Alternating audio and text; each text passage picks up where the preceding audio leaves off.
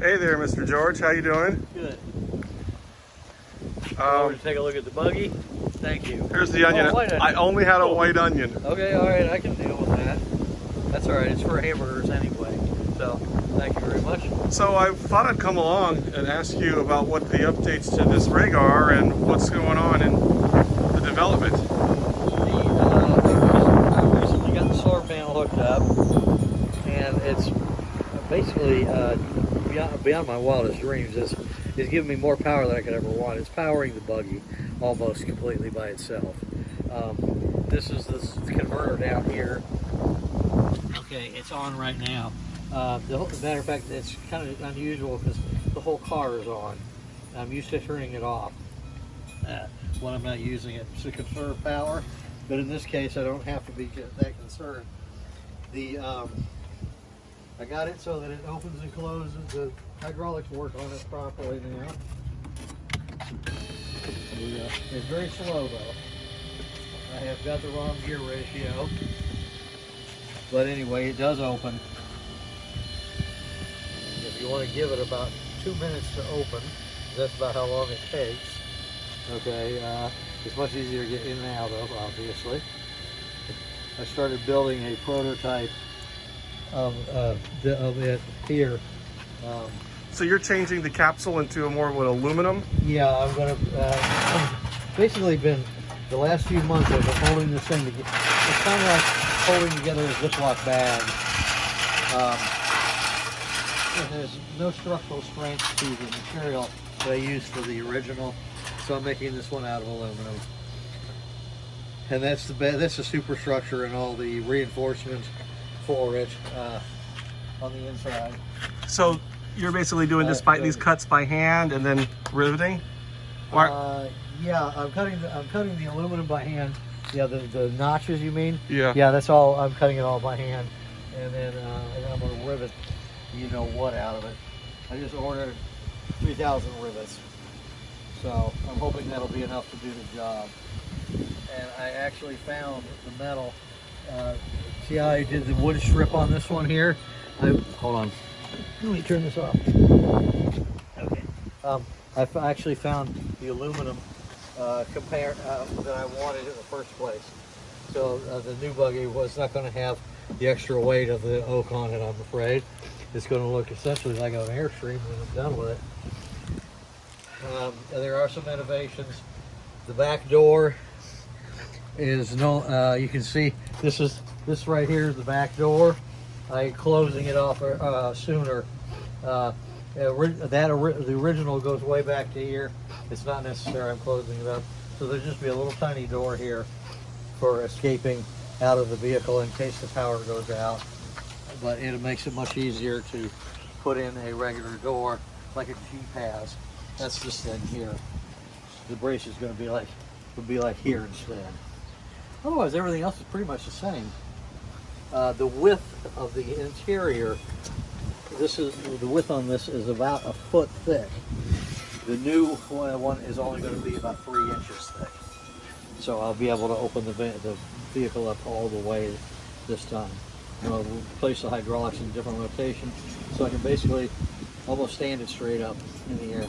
So you're saying you don't need to plug it in to charge it up? I do, but not really very often. Let's put it that way.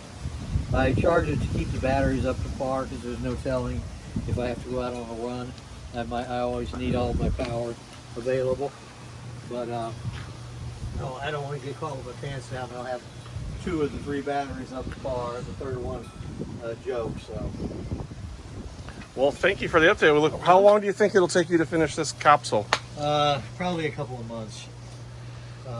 That's mostly financial reasons and time. I mean, I've got a couple of days into it now, but it's nice having a work table, a real work table this time. I don't know. I think I'm going to cut the thing loose of the table, the plywood, and then make another piece of another side. This on the other side of the table, and then use the table as a template to have them laser cut the aluminum panels. So, well, thanks again for the onion, by the way. Oh, no problem. Would you mind showing me what you got on the bench in there? Yeah, sure. No problem.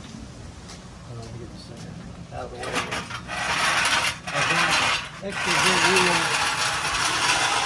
I bought extra big wheels for this thing so that it would move around very easily, by the way. Okay, which bench? I've got several projects going. Oh, that little guy? That's just my knickknacks. Odds and ends knickknack holder. I love it. Yeah, thank you. Then, This gumball machine? yeah, gumball machine. I gotta order more gum. The kids have been hitting me pretty hard this last week. So, and that's what I had to buy one of these to defend myself. Yeah, this is a low bridge. So, and it works too. Yeah, actually, let's see, there we go. It's a Nerf gun, but it works. It works pretty good. Yeah, I can hit kids about 20 feet away. So if they come at me and attack me, I can defend myself. So tell me about this bicycle. I just bought this morning. It's a nice bike. It's an aluminum trike. It's, as you can see, it needs some loving care in a few places.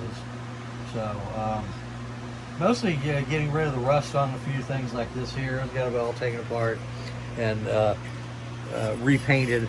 Okay, it was chrome, but it's hopeless. I'll probably just paint it rust black. That's my drone survival zone, the retirement zone. So when they have served their purpose willingly and what have you, that's where they go. So this is actually my spray booth, temporary spray booth. I'm getting ready to spray another frame. That one I'm going to paint candy teal. Real pretty color of teal. It's like the blue on the drop cloth there.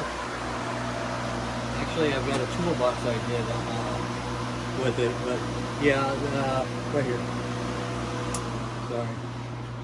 What kind of bike is this? It looks old. Yeah, it is old. I don't know, but with the markings, I think it's a Huffy landmark, but I wouldn't swear to it. I've got to measure the spacing on the chain guard. It could be in the it could be a Schwinn landmark. How could people get in touch with you if they want to buy a bike or anything or repair? I've been getting a lot. This place is like a junkyard around here. I carry a lot of used parts in stock, and all decent used parts. Sometimes I have to take 3 or 4 bikes apart in order to build a decent, reliable transportation. But that's going to be the hub on this bike that I'm working on. I got to spray that tonight. I love your colors and how you rolled with it. Thanks.